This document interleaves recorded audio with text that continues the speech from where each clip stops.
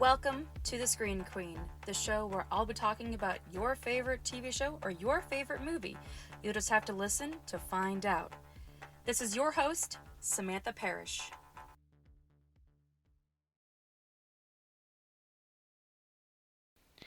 Hello there and welcome back to the show. As always, my name is Samantha Parrish and I am your lean, mean media queen, the Screen Queen. So, I'll admit, I did have a short-lived fascination with going into the story of Dr. Jekyll and Mr. Hyde. I've talked about it before on the show that I do love me some horror films because I love the idea of how is someone going to get out of this certain situation? Where did the madness originate from? How does evil originate? And when you look at all of our iconic monsters like Dracula, Frankenstein, the Wolfman, Dr. Jekyll and Mr. Hyde has some category in there. Like if you were to sum up the monsters as like family, Dr. Jekyll and Mr. Hyde would be that cousin that sometimes gets invited and sometimes not. Because we haven't had a lot of adaptations of Dr. Jekyll and Mr. Hyde. My first introduction to this character was ironically through a Bugs Bunny cartoon. And ever since then, I have never been able to forget about Dr. Jekyll and Mr. Hyde. And I love how in all the adaptations, it's go big or go home. Everyone goes big for Dr. Jekyll and Mr. Hyde. There is a free pass to go ahead and be as scary as you want. You need to see this dramatic transformation of a mild-mannered man into a madman. And then you have a movie like Mary Reilly where you have a character caught in the middle of that transition and giving another first-person point of view for what's going on. Someone else is centered around the madness. So I have a lot of very interesting details for this very bizarre two-faced film. So, ladies and gentlemen, and my non-binary babes, this is Mary Reilly. So, you guys know how this goes every episode. I like to give an introduction to the film just in case there are some people out there that have never heard of this film. And believe me, I'm pretty sure there are people that have never heard of this movie. And I don't believe in keeping people in the dark, even though our titular character is also kind of kept in the dark. So, the plot of Mary Reilly follows a woman named, well, Mary Reilly. She is a lonely servant working in the home of Dr. Henry Jekyll. And she is devoted to her work as a housekeeper. But some very strange things are happening in the town. Things are not what they appear to be as a string of murders begin to happen. But what's also happening is her gradual feelings for Dr. Jekyll. And after she meets the handsome but enigmatic Edward Hyde, she's like, whoa, there are two men in my life now, and she has no idea that they're actually one and the same. So she's definitely got herself in a bit of a situation. So the best place to start with Mary Reilly is the person who started it all. And I'm not talking about the person who wrote Dr. Jekyll and Mr. Hyde. I am talking about the woman who wrote Mary Reilly. The author of Mary Reilly is a short story novelist named Valerie Martin. After she wrote Mary Reilly, the story went into development to get this on the big screen. At that point, in the 90s, there was already a rejuvenation for the old school monsters, so Mary Reilly would have a place among the big boys with having another perspective on horror. And looking at it, that's a pretty good idea. We've never really had a different perspective on the old monsters. But I do find it absolutely hilarious that she basically just wrote the earliest published fan fiction. She basically predated E.L. James, maybe even a better version of E.L. James. At least she had an original idea that really sounds interesting. the perspective of the housekeeper. Someone had to have seen this transition. It is a solid idea, but unfortunately, there wasn't a lot of solidity during the production for Mary Reilly. Mary Reilly went through a lot of changes. Originally, Tim Burton was supposed to be at the helm to do Mary Reilly, but he's like, I got Ed Wood, so I can't really do anything here. Winona Ryder was also supposed to be in the film, and she's like, I'm working with Tim, so I'm also out. And they're like, well, what the fuck are we going to do with this film that's a gothic horror film? That'd be perfect in the hands of someone who does gothic horror films. And that's where a man named Stephen Frears comes in.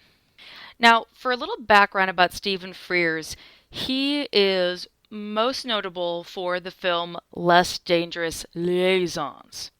And that was his skyrocket to fame, and the film was given to him to do. And he even got to collaborate again with the star that he cast for Less Dangerous Liaison with John Malkovich as the titular Dr. Jekyll and Mr. Hyde. So it looks to be like things are moving and grooving. Well, things were definitely moving, but they weren't grooving. From what I read, there was a lot of issues with the film. They just kind of had to do what they had to do. Let me see if I can actually find it. Oh, here we go. Principal photography was reported to begin in spring of 1994. The script would undergo as many as 25 drafts, and Frears shot 3 different potential endings. Frears wanted to go with the more ambiguous ending, but the studio and the test audiences reacted to this version negatively as they saw it as too downbeat. TriStar then hired a different editor to edit Frears' cut, but when test audiences' reactions did not improve with this newer version, they reverted back to Frears' original cut. So this thing was just going through the ringer. That's bad. I have heard of test audiences reacting negatively to a first cut of a film, but I've never heard until now to have 2 negative audience testings. That's... I mean, knowing the fact that I watched what is the final cut and they just kind of had to shove it out there and just go, oh well, I mean, we have no choice. We're just going to have to go back to the original that was also given a thumbs down, but we're out of time, out of money, so let's just get it out there. And it definitely shows that it should have been gone through at least one more time. They wrote this thing 25 times and had 3 different endings, and then how come we couldn't use that third ending or maybe some of the other 23 rewrites? There was still some potential. I know Stanley Kubrick, if he had his hands in this fucking thing, he'd be like, I'll do it how many times that I have to. That cast would be put through so much, but perfectionism has its downsides, and maybe this film could have used a little bit of some perfectionism. But maybe it could have just needed more time is what it comes down to. For my own reaction to the film, I was a little indifferent towards it. I'm still fascinated with the whole story behind Dr. Jekyll and Mr. Hyde, and I'm still going to find different movies that did a different take on a character that is very two-faced. And with this being a film that is more centered on the housekeeper and not Dr. Jekyll and Mr. Hyde, it is interesting to know that your own titular character is technically the secondary character in this whole film. The audience has to put themselves in her shoes, that they are around someone that has no control over their alter ego, and it just will come up at certain times. And you wonder, is something going to happen to Mary Reilly? She's such an innocent character, and she's doing the best she can. Whenever we see an innocent character caught in the crossfire, you don't want anything bad to happen to them. But this is also a film solely made with the idea of innocence being caught in the crossfire of evil. And I kind of wonder if that whole plot was hurt because of the casting of Julia Roberts. Now, that's my next topic, is to talk about Mary Reilly herself. When you look at a face like Julia Roberts, it is the face of innocence. She is America's sweetheart, second sweetheart, I believe. And I've never seen a film where she didn't give 110%. I mentioned in my episode about Frankie and Johnny where Julia Roberts was criticized for being a beautiful woman caught in an abusive relationship, and now you see her play a character that is unfortunately caught in the crossfire of a madman. Things do happen in life, and some people's beautiful faces don't really emphasize that that's an excuse for what they're involved with. Like, clearly Mary Reilly didn't see this coming. She's playing a character that didn't see this coming. She was just doing her job and didn't expect her boss was going to be a little two-faced, and she didn't expect to fall in love with her boss either. That's what it comes down to. But people still found fault with Julia Roberts in the film, as if she was too innocent for the movie. Now, personally, I think Julia Roberts can do no wrong. Like I said, Julia Roberts has been in films where she's given 110% into some of the films that don't have the strongest storylines. When I saw her in Sleeping with the Enemy, she broke my heart. I was also scared for her in Sleeping with the Enemy. But I wasn't scared for her in Mary Reilly. I don't think they gave her enough material to work with. And I can see that she is playing a meek character with some intelligence behind this character, that there is an intrigue, but she's not naive. She's a smart thinker. She's trying to navigate through the situation. Again, this is a story where you have to put yourself in her shoes and be like, this is a woman that has no idea that her boss is a murderer. And she's trying to make sense of everything, of what's going on here. I know Julia Roberts is not the top tier actress for horror films, and she herself is not really going to be a scream queen in the future. She's just someone that is very multifaceted in different genres. I've seen her in dramas, thrillers, and then this being her first horror film, it's not bad. I would say this is more suited for her and her strengths. I just don't think that the story played to her strengths too much, but maybe that didn't help with the fact that she didn't get along with John Malkovich either, which I think also hurt the film. When I watch this film, I'm just like, this is tension, but not the kind of tension that is emanating from the plot, it's emanating from the actors. Feuds between actors can be the best thing, or it can be the worst thing. And given the fact that this was a story that didn't really have any solid foundation on what was going to be the final product, and you had the two leads that weren't going to get along, after I found that out, I'm like, no wonder it felt a little bit stale. That the horror didn't really stick, and I didn't really feel terrified by John Malkovich, and why I felt like there wasn't enough development for Mary Reilly.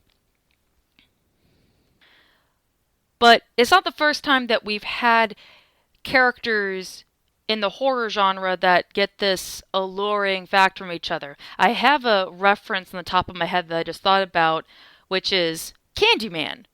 When Candyman and Helen are in the same room with each other, oh my lord, the world just stops. You see her eyes just glimmer with fascination, and you smell the chemistry between these two. If Mary Reilly had the same type of eerie ambiance as Candyman, with having these two leads just absolutely entranced with each other, this could have been a better film. You really could have felt the connection more to Mary Reilly and Dr. Jekyll. You could have really felt the tension of knowing the fact that she's in love with someone that she's not supposed to be in love with, and knowing the fact that she's falling in love with evil. The whole plot is centered around it. The tagline even says innocence meets evil, and they couldn't even make that come across. But I will say, though, that even though things didn't work out for this film because things didn't work out well between John Malkovich and Julia Roberts. Something else did work out, and that is the early presentation of Michael Sheen. That shocked me to my core when I saw that he was in this movie. And it's funny to me because this man has made a career on being in supernatural projects. I mean, let's just see on top of my head. Twilight, I had to say that one first. Good Omens, absolutely amazing. Underworld, the list goes on. So, with this being a film that couldn't really get the helm right, Michael Sheen became that one shining pinpoint that really made this feel like a supernatural horror film. Think about that. The two leads could not do what the secondary character was able to do. I really felt him pushing this film forward. Everything rolled with this film solely because of Michael Sheen. And now it's like the one thing that I can be able to tell my friends that if they're looking for a horror film, like, hey, I don't have the best horror film, but I have the best thing about this horror film. If there's one thing that I love as a movie buff that I never get tired of, is getting to see actors before they get that big break. But you also get to see why they would eventually get that big break. He brought so much into this small role from a film that didn't really have a sole identity. But I still felt like I got to know his character. I still felt that he had a strong presence. I still knew that he was important to the film. He made me feel for a character more than the leads did.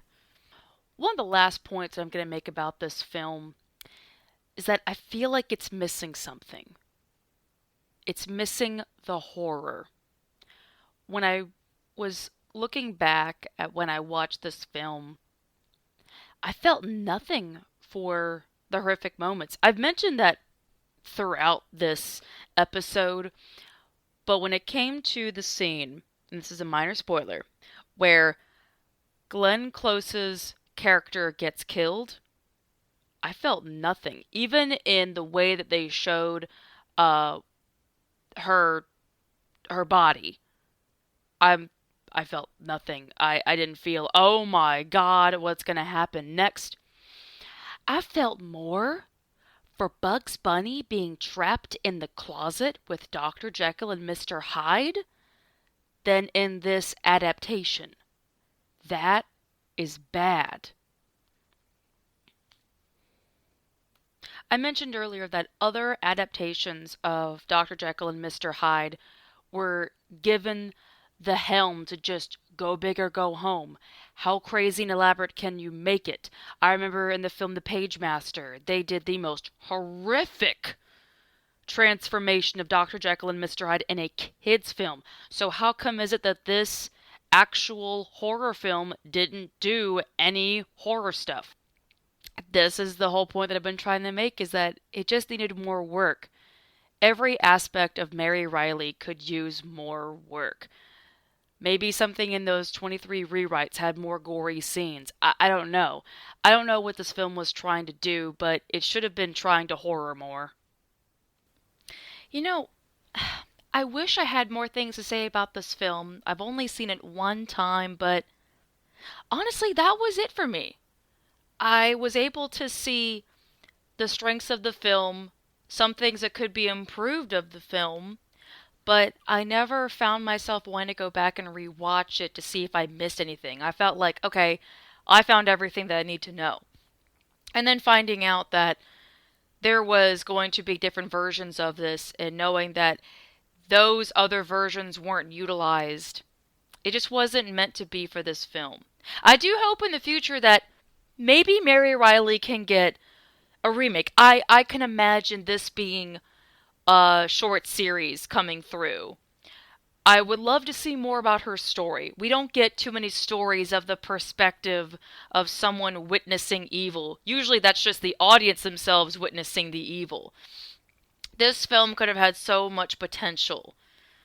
And the fact that it's adapted from early 80s fan fiction it could have been really great. I'm glad that it was still made so we could pave the way for future films to come through. And it was still made. Someone still saw the potential that Mary Reilly has to rejuvenate an old monster to come back onto the screen.